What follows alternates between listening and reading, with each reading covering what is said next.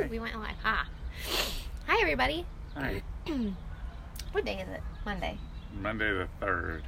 Happy Monday the 3rd. I am home. We just got home. So I wanted to give everybody a little update. Thank you for all your notes and comments and prayers. So what happened was yesterday, this person abandoned me. Just kidding. He was doing tornado relief work because he's a saint. But it happened to be like the worst possible timing. So basically, I started my period yesterday. And at first I was like, oh great, this is going to be no big deal. I woke up, I felt good.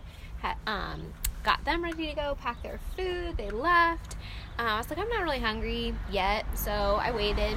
Eventually I ate breakfast, and after that everything just started going downhill. So my whole abdomen just was in pain, and just started feeling really sick. Ended up having severe abdominal pain, threw up, and then after I threw up it felt a little bit better, but then it stayed around the whole day. So I was basically, while he was doing God's work, Aren't I always? Helping people clean up trees, I was in bed trying not to move because that was the least painful thing to do.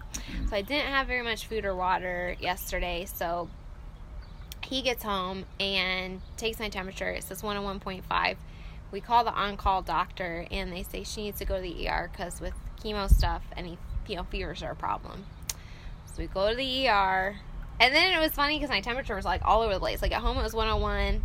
At the check-in it was 98. And then when they gave me a bed, they took it again and it was 99. So it was kind of weird. But anyways, they did a lot of blood work. They did a CT scan. They did an x-ray. They said my x-ray came back fine. The CT scan showed inflammation, I guess, through my small intestine. And hey, Les. And then my blood work showed that my white blood cell count was high, which is interesting because it was so low that I had to take the booster shot last week, and it bumped up by Thursday to a really healthy number, so I was really excited about it. But then from Thursday to yesterday, it went from 7.9 to 33, which is insane.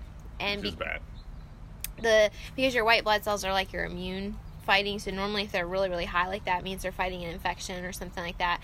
So because the white blood cell count was high and I had a fever, even though it was a low fever, they were really concerned that there was some sort of infection in my body. Can you see Coco going? No. She finds gross stuff to roll around in. So they were really concerned about an infection. So what happened then? I was in the ER. They started giving me antibiotics in the ER. Pain meds. Oh yeah, they gave me pain meds. Oh, let me tell you, they gave me fentanyl. Is that what it's called? Fentanyl? I do not like that. It doesn't feel good, and it didn't get rid of the pain. And then they gave me a little morphine, and that was better. It kind of like took the edge off, but it still didn't get rid of the pain completely. And then they decided that they wanted to keep me for observation, I guess, overnight.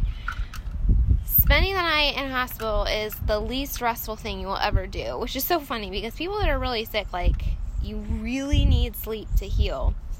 But when you're in the hospital, you're not going to get that. So they were in there almost every hour. Once I was finally admitted, we didn't even get our room assignment until almost midnight.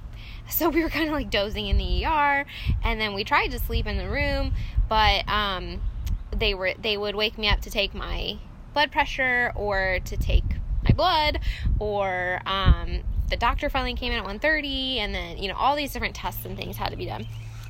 But one thing we were really lucky about was that they gave me a 2-bed room, but it was going to stay private just for me, and so Patrick was actually able to sleep in the other bed as opposed to like in a really, really uncomfortable chair. So that was pretty good, right? Yeah. I mean, actually the beds aren't that bad. They were pretty comfortable. So they kept acting like I was going to be there through today and maybe even tomorrow, and like the way they'd kind of word it was like, I was like, man, I might even be here by Wednesday, and I was really concerned about it. So this morning when the doctor came in, it's funny because he came in at 1:30 last night and wanted me to tell him what happened, and I'm like, dude, you just woke me up. It was hard for me. And then today, again, like right before I was discharged, he came in and I had taken a nap and he woke me up and it was like, I can't find the words to talk to you right now. I'm so tired after being woken up every hour last night. But anyway, the point is, he came in and talked to me and everything, and gave me the impression that I was going to be, there for a couple of days. And this morning I was like, hey, I'm on this antibiotic. I know that it's like every 6 hours or whatever that you're doing the IV, and you're culturing my blood to see if there's any other issues. But, is there a way I can just like take this antibiotic at home? And so basically he was like, okay, since your last blood work that we took here showed your white blood cells going back in the right direction, so they were at 20, I guess, this morning. Since that had improved and my pain was gone and I was able to eat and stuff like that, he said, okay, I can discharge you probably today. So I was still thinking that it was going to be tonight, but luckily it ended up being right around noonish that he discharged me, which I was so thankful for, because it's so much nicer to sleep in your own bed for sure, and to eat your own food and all that kind of stuff. So Patrick had, by the way, talking about food, I never eat any hospital food. Patrick brought a bunch of snacks, and we ate kind of our normal stuff. And, not quite normal. I was eating like applesauce and almond milk pudding, but, so that was kind of my past, 24 hours. And I'm really glad that it's done. And I don't exactly know what it was, although the inflammation in the small intestine does indicate that maybe there was some infection going on in my digestive tract, I guess, but they never really definitively gave me a diagnosis on what the infection was. So I'm curious to see if anything comes back from the tests that are still going right now, that are still culturing. The bad news is they put me on really, really a lot of antibiotics for like the next week, which is such a bummer to me. This is, it's hard because it just really messes you up, and I know I'm just going to have so much to do after this is all over to rebuild my gut and, get back to where I was before this all started. But at the same time, when you're going through chemo treatments and your immune system is really on the fritz like this, you cannot mess with infection. Like you cannot take chances with that. So I'm going to be on the antibiotic for about a week, and hopefully that will kick it.